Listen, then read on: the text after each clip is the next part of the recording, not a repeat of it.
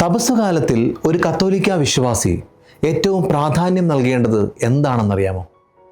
അത് കുമ്പസാരം എന്ന കൂദാശയാണ്, അനുരഞ്ജനം എന്ന കൂദാശയാണ്.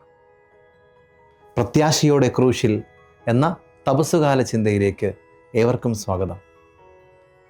കുമ്പസാരം എന്താണെന്ന് ചോദിച്ചാൽ ബൈബിളിൽ ലൂക്കായുടെ സുവിശേഷം 15-ാം അധ്യായത്തിൽ നാം കാണുന്നു ധൂർത്തപുത്രൻ്റെ ഉപമ. അതാണ് കുമ്പസാരം. എന്താണ്? തെറ്റുകളെ ഓർത്ത് അനുതപിച്ച് മനസ്സ് തിരിഞ്ഞ് മടങ്ങി വരുന്നതാണ് കുമ്പസാരം.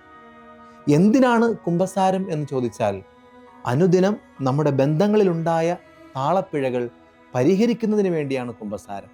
അതായത് ദൈവവുമായിട്ടും പരസ്പരമുള്ള വ്യക്തികളുമായിട്ടും ഈ സമൂഹവുമായിട്ടും സംഭവിച്ചു പോയ പ്രശ്നങ്ങൾ കുമ്പസാരത്തിലൂടെ ക്ഷമിക്കപ്പെടുന്നു. ദൈവത്തിൽ നിന്നും പ്രസാദവരം ലഭിച്ച് ജീവിതം നവീകരിക്കുവാനായിട്ട് നമുക്ക് സാധിക്കുന്നു.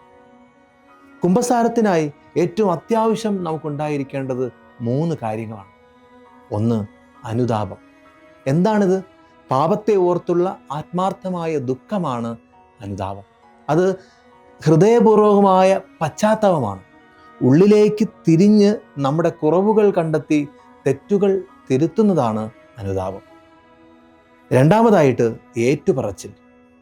അനുതാപി വിനയപൂർവം തൻ്റെ തെറ്റുകളും പാപങ്ങളും വൈദികനോട് ഏറ്റുപറയുന്നതാണ് ഏറ്റുപറച്ചിൽ. ദൈവത്തിൻ്റെ കരുണയിൽ ആശ്രയിച്ചുകൊണ്ട് ഹൃദയം തുറക്കുന്നതാണ് ഏറ്റുപറച്ചിൽ. മറ്റൊരു വാക്കിൽ പറഞ്ഞു കഴിഞ്ഞാൽ തെറ്റുകൾ സമ്മതിക്കുന്നതാണ് ഏറ്റുപറച്ചിൽ.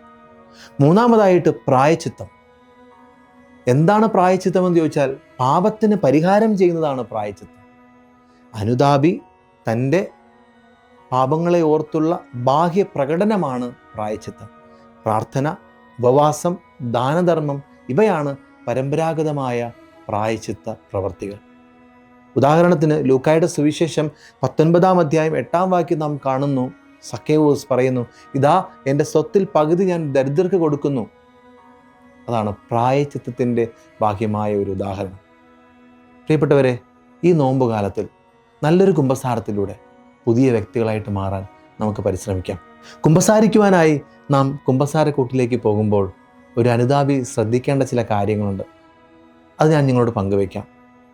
അനുതാപി ഏറ്റവും പ്രധാനമായിട്ടും കുമ്പസാര വേദിയിലേക്ക് പോകുമ്പോൾ പുരോഹിതനിൽ നിന്നും ആദ്യമേ ആശീർവാദം സ്വീകരിക്കണം.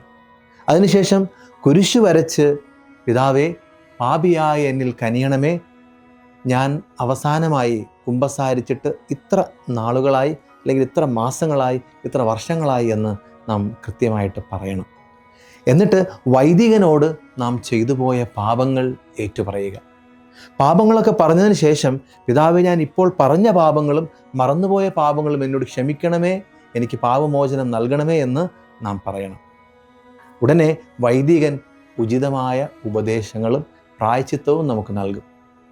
വൈദികൻ്റെ പാപമോചന പ്രാർത്ഥന, അതാണ് അനുതാപിയെ പാപങ്ങളിൽ നിന്ന് മോചിപ്പിക്കുകയും ആശീർവദിക്കുകയും ചെയ്യുന്നത്.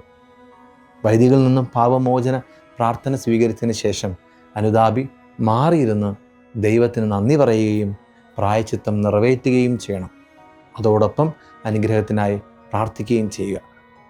പ്രിയ സഹോദരങ്ങളെ, ഈ തപസ്സുകാലത്തിൽ നല്ലൊരു കുമ്പസാരത്തിലൂടെ നമുക്ക് നവസൃഷ്ടികളായിട്ട് മാറാം.